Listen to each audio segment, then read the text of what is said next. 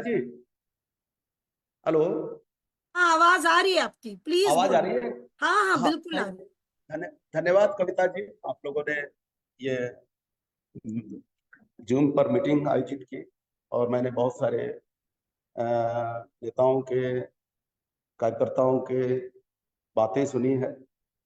और देखिए, मैं बस्तर के सभी आदिवासी समाज के प्रमुखों की मीटिंग में हूँ, थोड़ी देर के लिए समय निकाल के यहाँ आया हुआ हूँ। तो मैं, जहाँ तक शांति वार्ता का सवाल है, बिल्कुल शांति की बात होनी चाहिए। सरकार को बिना अड़ियल रवैया के उसको शांति के लिए राजी हो जाना चाहिए। जहाँ तक हमारा सवाल है कि हम लोग उन दिनों ही महसूस कर लिए थे, देख लिए थे कि ये जो दो बड़े योद्धाओं की बहुत बने दोनों तरफ जो शस्त्र लेस तरीके का जो लड़ाई हो रहा था, खास करके 2005 के बाद जब सलवार शुरू हुआ, तो समय के जो नुकसान है उसको देखने के बाद हम लोग तुरंत कहने लगे कि ये लड़ाई सचमुच बस्तर को बहुत नुकसान पहुंचाएगा और पहुंचा ही रहा है। इसलिए शांति की बात की जानी चाहिए। हम लोग तब से लगातार हम लोग बस्तर के अंदर शांति की बात कहते रहे और 2013 में मार्च के महीने में हम लोग 15 दिनों तक लगातार पदयात्रा करके बड़ी बड़ी सभाएं किए और जगदलपुर में बहुत बड़ी सभा हुई।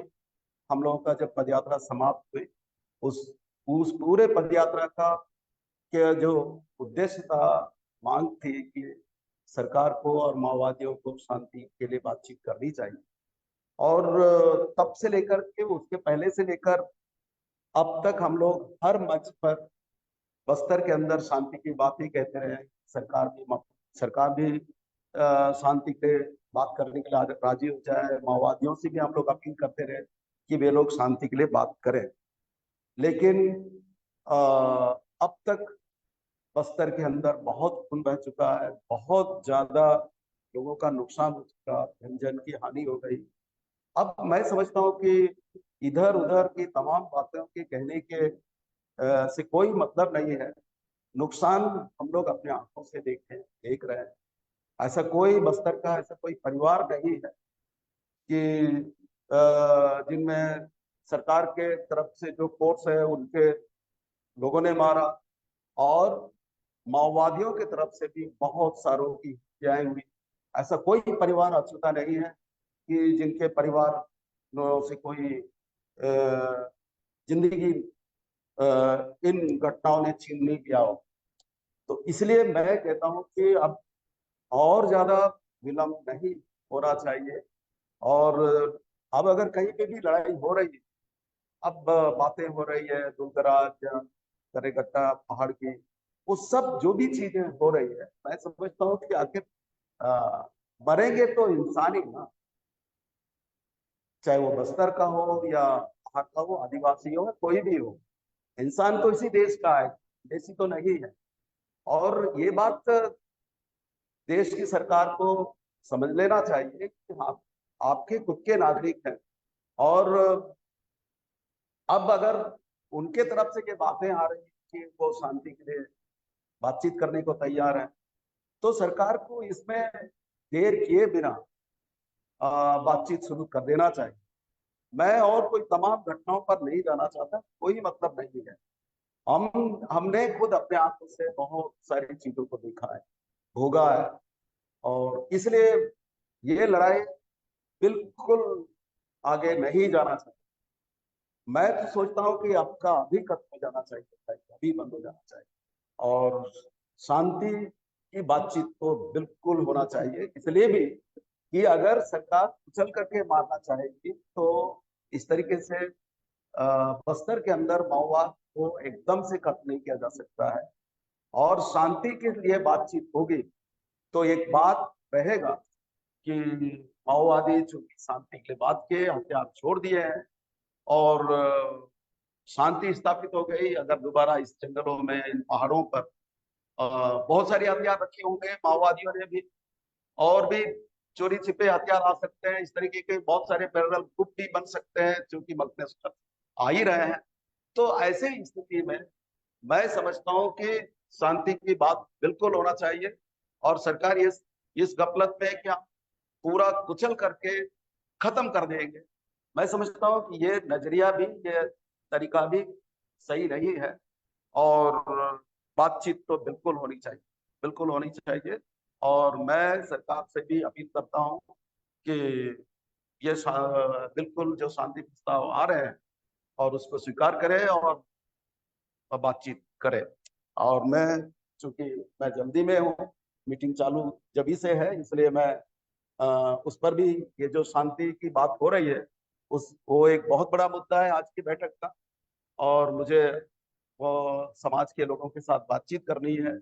इसलिए मैं अभी जाने वाला हूँ क्योंकि ये खासकर बस्तर का मुद्दा है तो पूरे देश का मुद्दा है, लेकिन बस्तर ने बहुत सारा दंश झेला है, दोनों तरफ के नुकसान को झेला है। इसलिए बस्तर से ये बात करनी चाहिए और खास करके आदिवासी समाज से। तो आज एक बिल्कुल सही मौका है। आज बस्तर के सभी आदिवासी समाज जो अलग अलग ग्रुप है उन सबकी एक मीटिंग है, बहुत जरूरी मीटिंग है। इस पर हम ये सारी बातें कहेंगे और आपने ये जूम ऑनलाइन मीटिंग जूम के जरिए बुलाया, इसलिए आपको बहुत बहुत धन्यवाद। बस यही मेरी बात है। Thank you. Thank you so much Manish ji, आपको बहुत बहुत धन्यवाद। My friends, very quickly, Manish ji said that this is not the time to be talking about what's happened, what did not happen. Without delay, the government must talk to the Maoists. They have appealed to the government. They have sent several proposals to the government. And why is the government not, rising to the occasion and talking to them? He also said that this message of peace in Bastar cannot be delayed any further. His own group had done several padyatras and several sabhas, but because Bastar, the people of Bastar are facing this onslaught and they are actually being subjected to a lot of violation in their lives, and therefore they do want peace, and the government must rise to the occasion. Secondly, he has also said that that the government must also accept that at the end of the day, you cannot finish, you cannot exterminate you may maybe kill the Maoists, but you cannot exterminate Maovad. Kuchal nahi sakte hain. You cannot trample it. You think you can do it, you are absolutely wrong. He repeatedly said that that is not the way to do it. If you will begin peace talks, it will be in a way in which a lot of people will enter into the participation of those talks, in that dialogue, and then maybe something new may emerge. Otherwise, if this is how you're going to trample and this is how you're going to exterminate, many new groups will come. Arms will continue coming. So it is very important that at this stage, this kind of effort that we are doing, he is also going to do a similar effort there. He's perhaps already reached his meeting where the main agenda is exactly this, what we have kept today about peace and the government talk with the Adivasis. His last few words were that Bastar has suffered. Bastar cannot suffer anymore. The government must understand and talk immediately to the Maoists. So thank you, Manish ji.